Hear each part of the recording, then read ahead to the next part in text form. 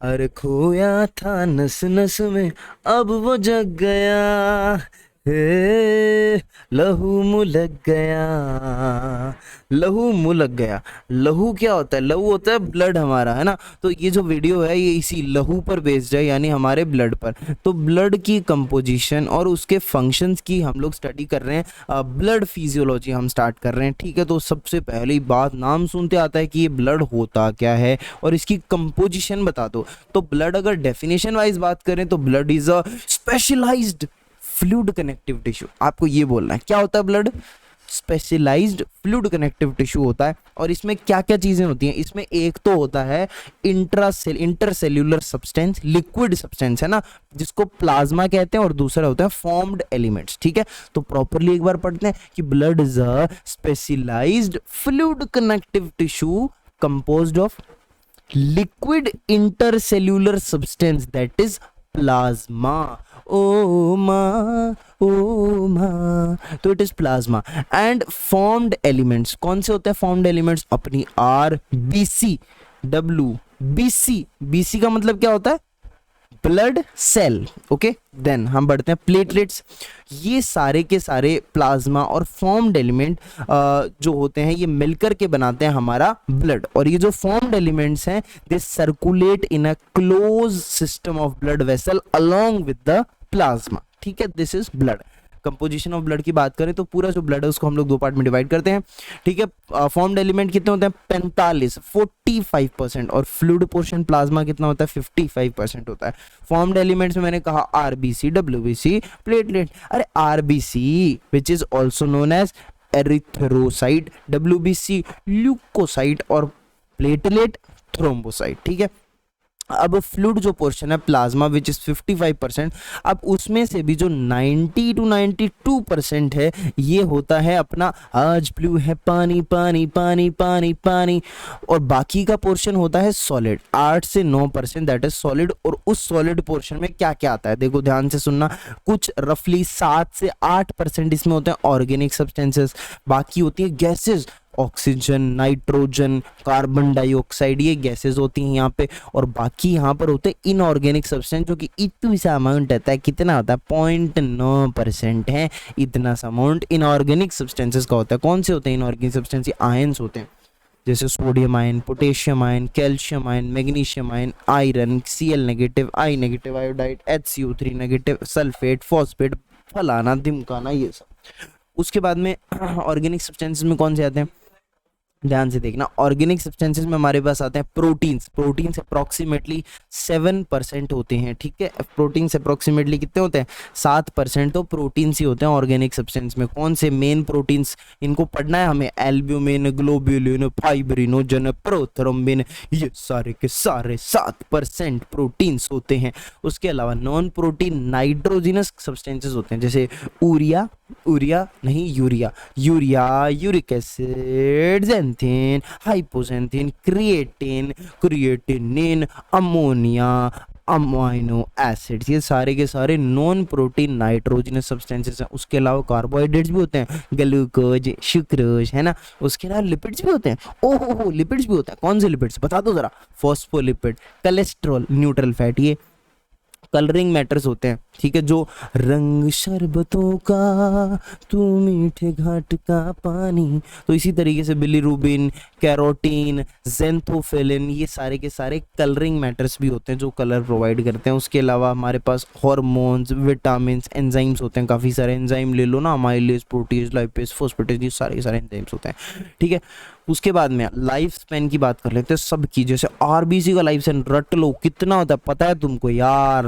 120 दिन, 120 days, okay. उसके बाद में डब्ल्यूबीसी, 4 तरह की डब्ल्यूबीसी। बताओ नाम बता दो। आज अगर तुमने नाम बता दी ना तो मजा आ जाएगा, मतलब बताओ नाम। चलो अरे देख के बता दो, नहीं आते तो बोलो ना। चलो बोलो 1 2 3। पहला नाम क्या है?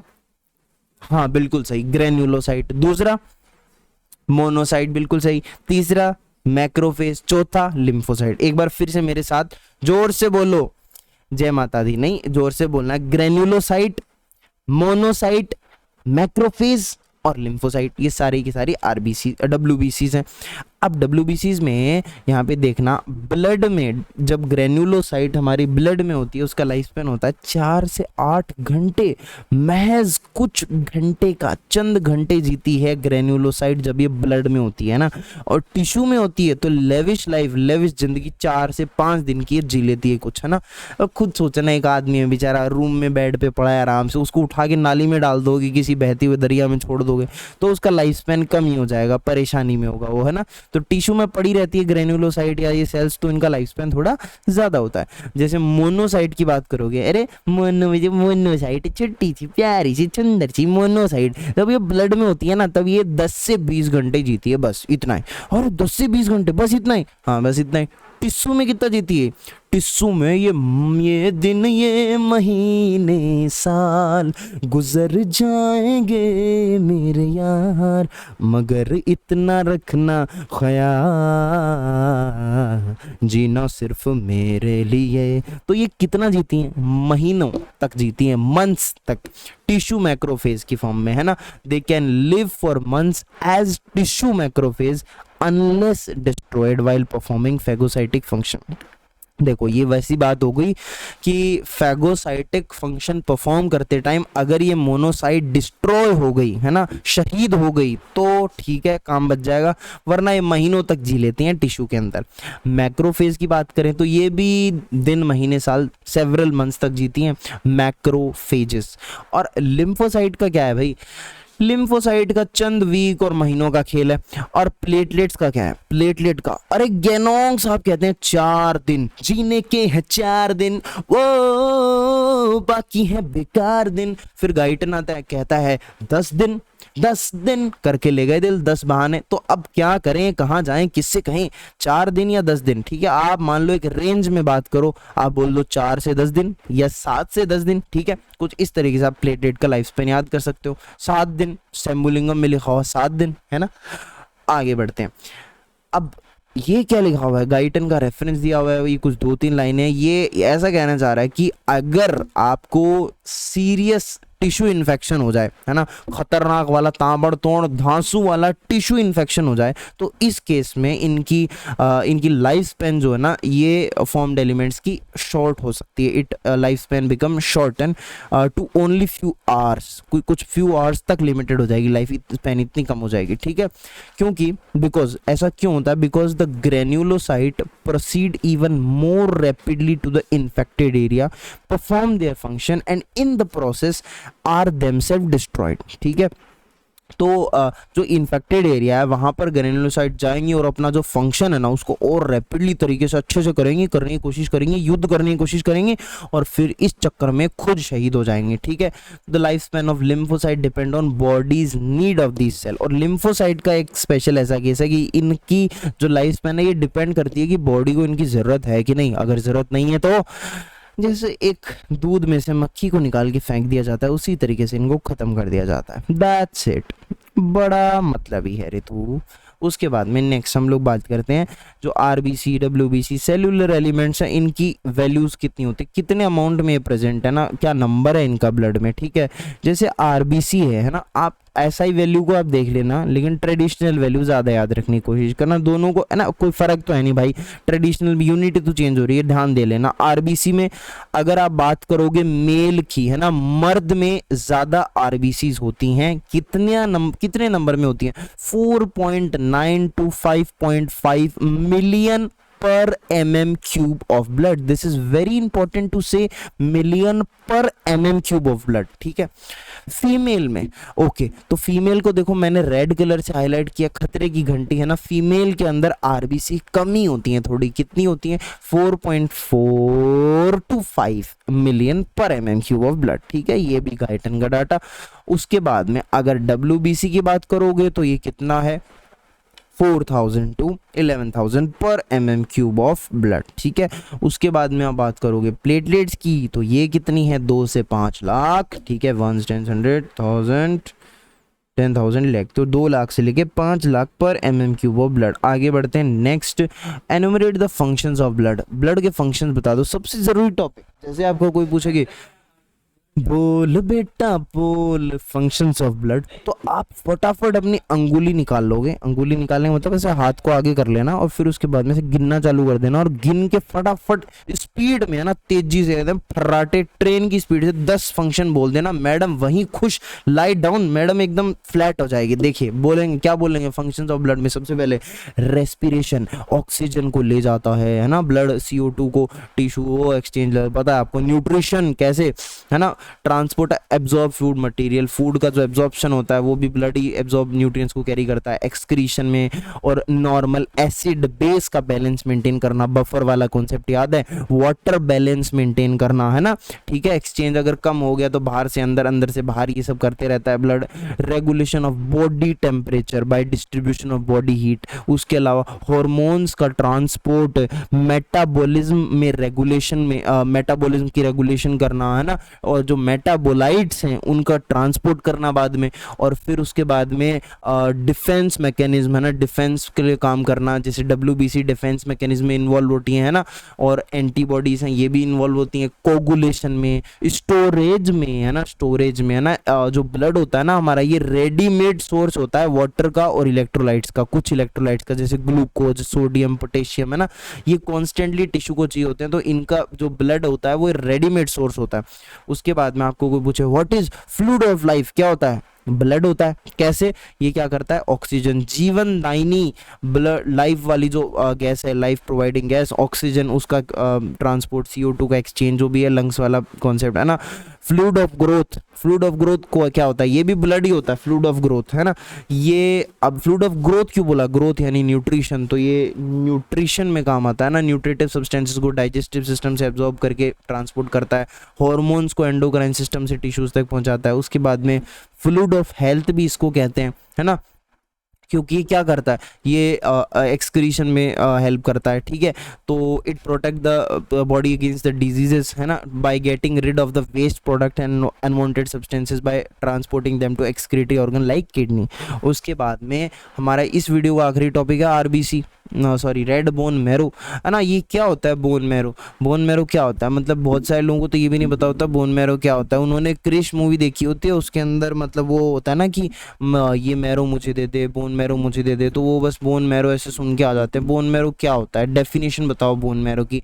मतलब क्योंकि ऐसा थोड़ी बताओगे ना, मैडम आपको पूछेगी, सर आपको पूछेंगे कि वाइवा में कि बताओ what is bone marrow, so you have to be very like, आपको थोड़ा मतलब अच्छे से बतानी है ना, अच्छी इंग्लिश में, अच्छी वाली अंग्रेजी में आपको बतानी पड़ेगी। तो आप बोलोगे active cellular bone marrow is called red bone marrow. What is red bone marrow? It is active cellular bone marrow, है ना। ओके, इसका डिस्ट्रीब्यूशन ये भी बहुत जरूरी है। क्या डिस्ट्रीब्यूशन है? देखो, जब इंसान पैदा होता है eight the time of birth, जन्म में, है ना, तो at the time of birth जितना भी मैरो होता है वो सारा का सारा रेड बोन मैरो ही होता है ना। बोन मैरो अलग अलग होते हैं ना, red bone marrow, yellow bone marrow.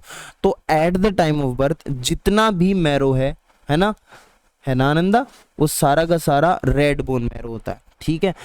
और जैसे जैसे एज बढ़ती जाती है, जो रेड बोन मैरो होता है वो बदलता जाता है, किसमें? येलो बोन मैरो में, है ना। सबसे पहले अब बोन मैरो कहाँ यार? बोन में प्रेजेंट होता है ना अंदर, है ना। ये चीज़ अब डिस्कस करेंगे, काफ़ी बड़ा हो जाएगा, जब हम बोन पढ़ेंगे तब लोग हम डिस्कस करेंगे, ठीक है। तो red bone marrow yellow bone marrow में बदल जाता है विद इंक्रीजिंग एज, ठीक है।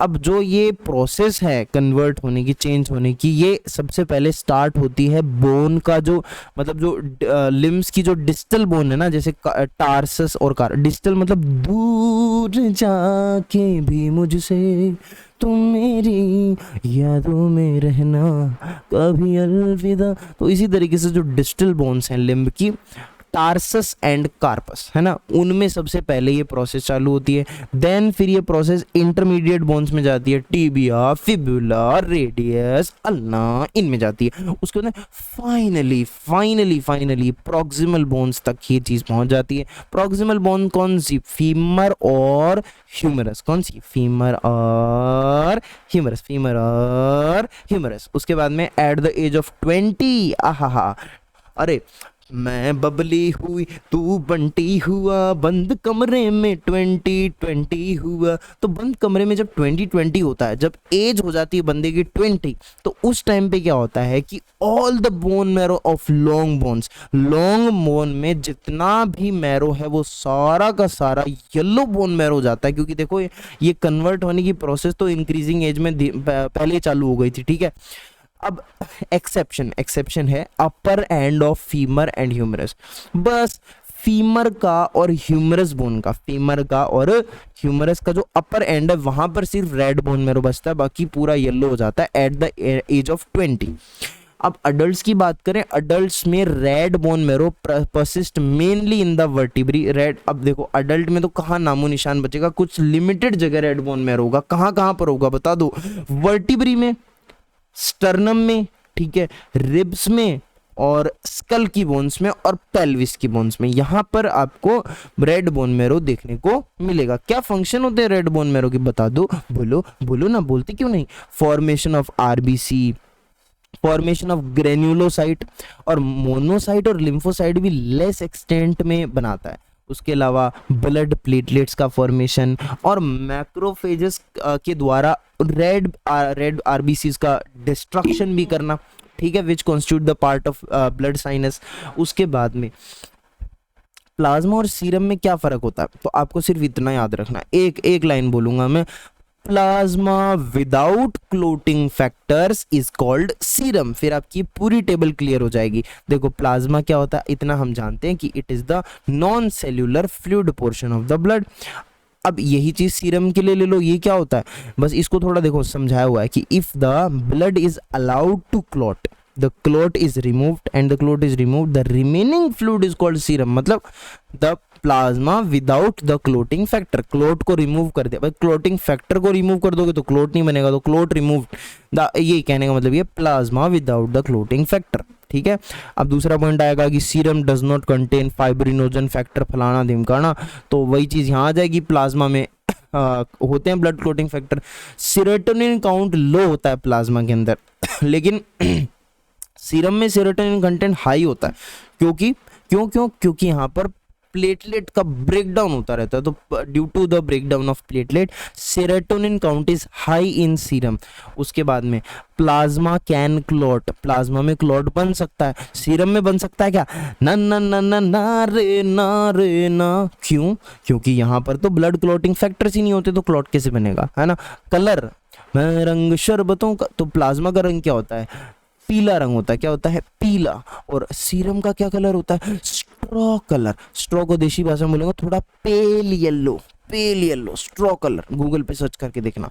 तो ये हमारा इस वीडियो का कंटेंट था।